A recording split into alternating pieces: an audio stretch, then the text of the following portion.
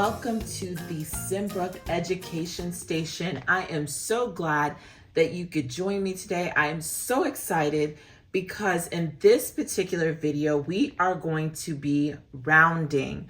And specifically, we're going to be rounding to the nearest 10. And we're going to take that same number and we're going to round to the nearest 100. And I want to show you how to go about doing that without using a number line, okay? First and foremost, I want to make sure that we know all of our various place values. So we know that this is our ones column,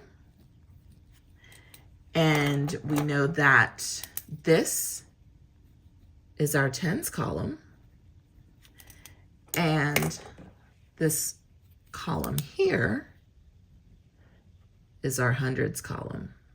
I'm just going to abbreviate that because of space.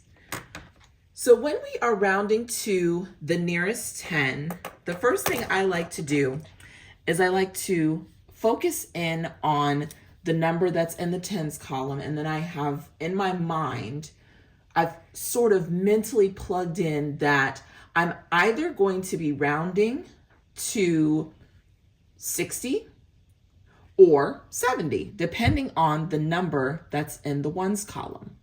Now, before we begin our process, there are a few rules and parameters that we either need to familiarize ourselves with, or we need to remind ourselves. In other words, we may not know what the rules are for rounding, and we need to make sure that we learn those rules. Or maybe we did rounding last year in one of our other grades, and maybe we forgot the rules. So let's take a moment to go through those rules really quick, okay? So let's say that we have some number, okay? So we're gonna use the number sign to symbolize that number. If that number is less than or equal to the number 4, then that means we are going to round down, which also means that it's just basically going to stay the same.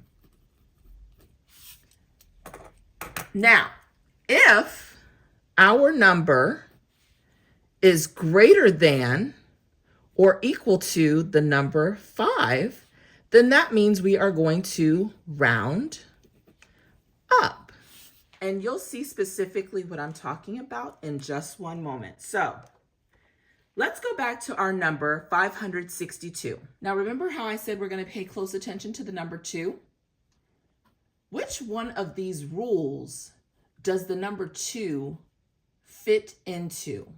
Okay, I want to give you a moment, activate that thinking brain of yours, and think about which one of these rules does the number 2 apply to? So if you said that 2 is less than or equal to 4, you are absolutely correct. And that means that we are going to round down, or our tens column is going to stay the same. So when we get ready to round 562 to the nearest 10, it's going to round to 560. So that's what we mean by round down, or when I said the tens column will stay the same, that's what that looks like. But now let's move along to the number 562, and this time let's round it to the nearest 100, okay?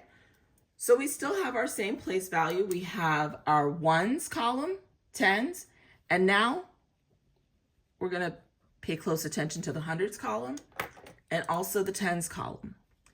So whichever place value we want to round to, you always want to look to one number or one place value column to the right to see which one of the rules this number fulfills. Whichever rule this number fulfills, that will determine if you round up or if you round down.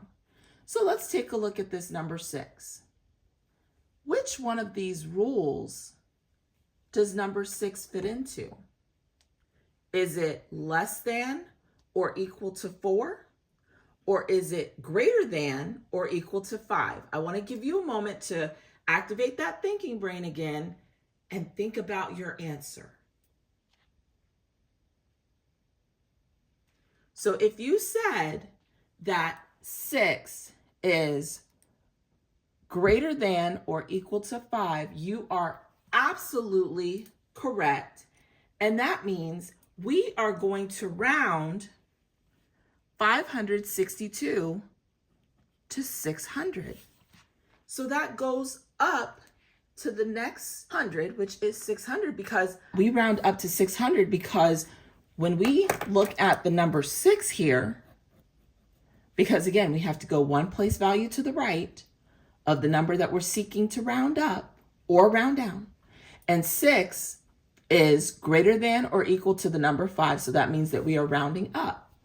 And that's how you go about rounding.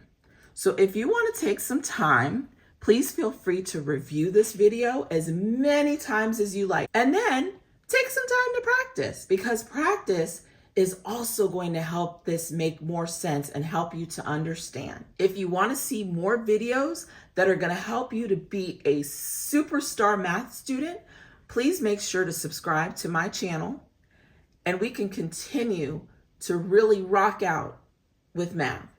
Thank you so much for joining me, and I will see you next time.